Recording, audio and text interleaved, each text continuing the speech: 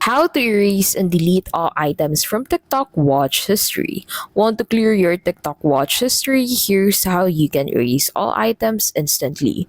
So open up TikTok on your device, and then once you're on TikTok, go ahead and open up your profile.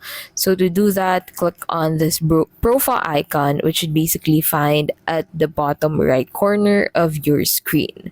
So on your profile, you should find this burger icon at the top right. So click on it, and then from here, go ahead and look for Activity Center. Click on it, and then once you're on Activity Center, select Watch History, and then click on this three dot icon, which you'd basically find at the top right, and then select, and then make sure to click on select all watch history and click on delete. And then once you confirm deleting this, you'd be able to delete all items from your TikTok watch history. And that is how to erase and delete all items from TikTok watch history.